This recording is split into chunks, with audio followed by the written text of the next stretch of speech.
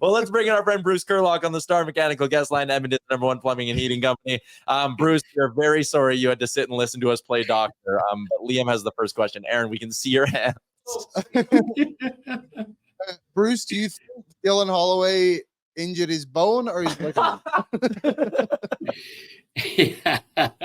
Well, it did look like he went knee first into the boards. I said the same thing actually when it happened. I wondered if it was right on the kneecap, but who knows? I mean, who knows, right? Just I feel bad for the kid because he really was coming, and I suspect as much as the hope is Ryan McLeod takes a step and Warren Fogle carries on, I really think there was a lot of expectation that Holloway could carry that line, and I think he was going to. So, hope for the best that it's relatively short term and, get him back and get him up and going again. Yeah. So let's talk about last night, a 4-1 win for the Oilers. I started the show by kind of saying, I don't know if that's a victory that's a direct result of the coaching change. It feels like a night where special teams came through and they got a ton of saves. And if that was the case in October, Jay Woodcroft's probably still the coach of this hockey team. Did you see anything substantial in the way they played last night? So, I mean, there was a couple of material tactical changes. I mean, they moved the neutral zone, went back to the 1-2-2, which they ran last year. I noted in an article I wrote for Oilers Nation this morning that did something a little bit more sophisticated with it too. After the third goal, they actually more ran a 1-4 in the neutral zone. So if you remember the Vegas series last year, Vegas would often have four guys piled up between the center ice line and their blue line and basically clog the entire neutral zone up. And the Oilers actually did that on quite a few occasions after that third goal, almost not a prevent defense, but a little more conservative approach. And they did it a little bit on line change. So there was a little bit of that. One of the things I noted the other day about Knoblauch is he likes to move the puck up the ice quick.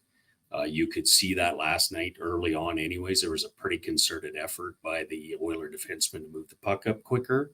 I think that is going to be a big help for this team. Get it into the hands of the skilled forwards. That's the strength of the team.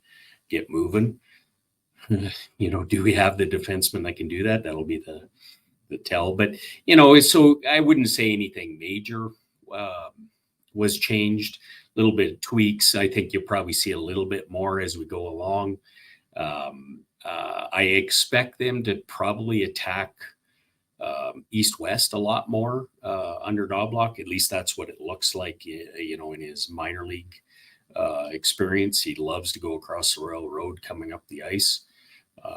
I think that's an advantageous thing for this group as well. So, but you didn't see that much last night. That game last night to me is exactly what Jay Woodcroft would have probably dreamed up, to be entirely candid, which is saw off at 5-on-5 and win the special teams game, limit your chances against. And when you do, when there is a chance against, Stuart Skinner comes up big. That's really what that game was. Yeah, and it felt like too, I was impressed when they went up 3-1. It seemed like they had a good mindset about what they needed to do. It seems like they kind of played a relatively calm style, which was nice to see. Maybe that's something that could become a characteristic of this team, is they get a lead and they know how to play with it. A couple of things there, right? Like you use the word calm, and I saw a lot of the players use the word calm, and it's certainly when you see Knoblauch talk, it's calm and it's quiet, and so that hard for me to think that would rub off that quickly. But maybe it did. The other part to it, I think more than anything is just there wasn't a blender on the forward lines, caveat the Holloway injury. Most of the guys played with the exact same players they started with. There was, I think, one shift where Draisaitl and McDavid came together late in a period. I think it was the second period, if I remember right. But other than that, they stayed apart. I think that's a good thing. Like, it just, continuity keeps you, it's certainty, right? It's familiarity. So you're kind of used to what's happening, who you're playing with. And The other big thing, I think this is the biggest thing coming out of that game. There was a couple of occasions where Knoblauch had a chance to make a line change that for sure Jay Woodcroft would have made the change, which was he had his fourth line on. Matt Barzal's line jumped on. I think this was in the second period. I can't quite remember now. And he left Hamblin, Lavoie, and Ryan on the ice. And they ran that shift. It wasn't pretty, but they did get the puck out. They defended well, and away they went. And then the second time was, and this was a classic Jay Woodcroft, Holloway and McLeod were out there with Gagne, and Gagne had got caught out there in the offensive zone. And nice play, got a whistle, went to commercial break. Guaranteed McDavid Draisaitl was on the ice after that commercial break. Come back from commercial break, there's Holloway, McLeod, and Foegele on the ice. Like, those are big things, right? You're creating roles for everybody on that team. Everybody feels involved. I think that's a big thing. I think it's the biggest thing. Yeah. I think when you look back at Vegas last year, I remember the graphic that popped up before the maybe it was the Western Conference Finals. You look at the minutes spread out between the four lines, and it was pretty much even. Maybe the fourth line was down a couple of minutes, but like you said, like a lot of guys played, and I think two guys who played a lot more last night were Lavoie and Hamlin. I guess, what have you see those guys a lot in Bakersfield? What have you seen from them in the NHL so far? Yeah, so I mean, Hamlin is Hamlin, right? Like, I think I said somewhere on Oilers Nation that if you wanted a fourth line center that's going to win you faceoffs, block shots, kill penalties, and probably sign 700 and whatever the minimum contract is, sign 5 of those 5 1-year deals.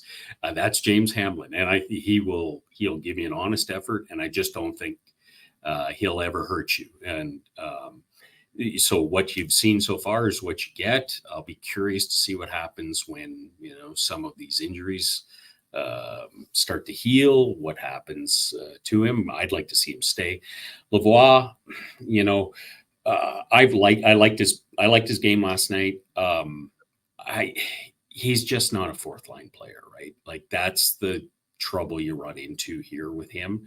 So the question is, I mean, the coach talked about this. He talked about everybody getting a role. He talked about, his work with younger players. Okay, you have Dylan Holloway out for a while. You can flip Foegele to the left side. Do you try him for 12 minutes a night on a third line? To me, that's a better fit for him. The fourth line is just not a great fit. But that said, I liked his game last night. I'd like to see him be a little more. He shot the puck, which was good. Where I think Raphael Lavoie generates a lot of his opportunities is when he's physical. And he hasn't been that. He didn't shy away from it or anything like that. But I think he once he decides that he wants to be assertive at this level, I think he's going to realize that he's bigger and stronger than a lot of guys. And when he does that, he's going to create his own space. And then I think we'll get some good results. But a few more minutes a night is what is required for that. Now, of course, you've been fortunate enough to watch a couple of Jack Campbell starts in Bakersfield as well. But I don't want to go down that rabbit hole. I want to go to the other goaltender in Bakersfield, Rodrigue. And I think someone tagged the two of us in a tweet the other day saying, like, how is this helping his development? What do you kind of think of that dynamic right now for Rodrigue with Campbell? Do you think it's beneficial for him to sit on the bench a little bit more than he would? Well, I mean, even with Pickard there, he was sitting on the bench more than I thought he would. His dad is the goalie coach. I mean, I'm guessing that, I'm guessing there's a lot of discussions about this. What the little I know about goaltending is when you see him in the net, he is completely different than Calvin Pickard, who I'm really. This will be quite a circus when he plays, I think. And Jack Campbell, which is, he's very composed. He's stylistically, he's very compact. His movements are nice. Like efficient, great rebound control. I like him every time I see him. And I mean, this is a guy I didn't have a lot of high hopes for because he would be that goalie that would look great and he'd give up that one goal. I would love to see him run with it a little bit, but they're really with Pickard. I thought they should do that. I mean, with Campbell, I think you're kind of stuck. I think you have to figure out if Campbell is redeemable as a contract, right? Like I just don't know how long you give that, but for now, I'd be shocked if Campbell wasn't going to play just about every night. So the answer to your question is I don't like it. Do they have a choice? I'm not sure they do. Yeah, it is a tough one. There's one more player I quickly wanted to pick your brain about up at the NHL level, and you mentioned him as someone who they're going to need to probably step up here with Holloway out, and it's Ryan McLeod. I was beyond high on this guy coming into the year. I was like, okay, he's going to be healthy. Last year, like his boxcars, he scored at a decent clip, like an 18-goal pace if he were to play 82 games. I'm watching him this year, and someone texted me a few weeks ago and was like, not an NHLer, just a guy that skates like one. And I can't now get that out of my head. I'm beyond frustrated with him, and I don't know if it's a confirmation bias, and he's like ruined in my eyes now, and I'll never see him good. Am I imagining things? Am I right to be this frustrated with Ryan McLeod? So should we have seen better by now in the year? I think so. But I think, again, one of the things gets lost in the shuffle is he's a very young player who missed the entire preseason. Whatever that injury was, I have no idea. But for a young player, that's not great. That is just not great. And he plays the hardest position at forward. After that, you could point to a confluence of events, different line mates, even within game, 11-7. A lot of things that may be out of his control. Should he have been better than that? I think he should have been better than that. I kind of shot out a tweet last night after Knoblauch. There was a camera shot of Knoblauch talking to him on the bench after he had come down the ice and basically skated himself into the corner and took a shot, when really he had, some people in my feed said that he probably had an opportunity to go straight to the net with it. I don't think that was quite there, but it's fine. The option looked like for some people, but there definitely was a give and go. And instead of doing that, he skated himself into the corner. So, when Ryan McLeod was going last year, and this is not a comment on his character or determination or whatnot, he was not afraid to be on the wall, initiate contact, get contact initiated with them. And he would come off of that. Well, again, he's a big kid, right? He's a big, strong kid. He's not small, and he skates well. And that's when he was having a lot of success. This year, I see a lot of him not being the first guy on the puck when he could be, not initiating contact. Now, I don't know if that's there, if we still got a nagging injury here, or if this is something that's carried into his play. Certainly, he was a second-round draft pick for this exact reason, which is he was not comfortable playing in the middle of the ice.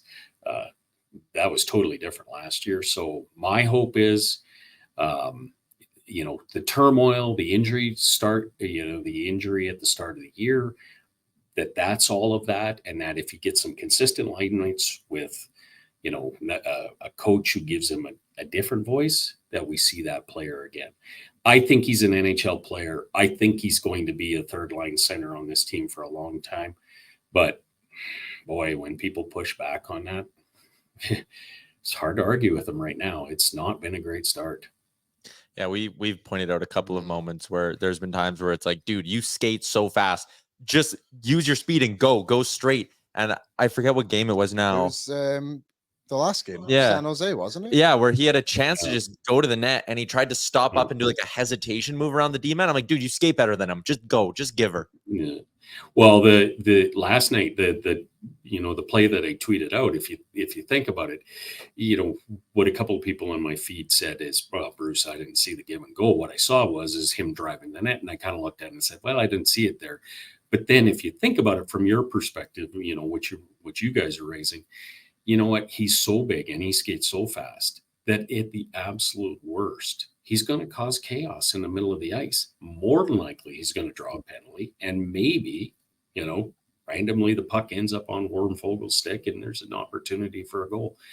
I agree with that. I mean, he just you would almost, if you could take Warren Fogel's personality and put it into Ryan McLeod's body, I think it would be something special.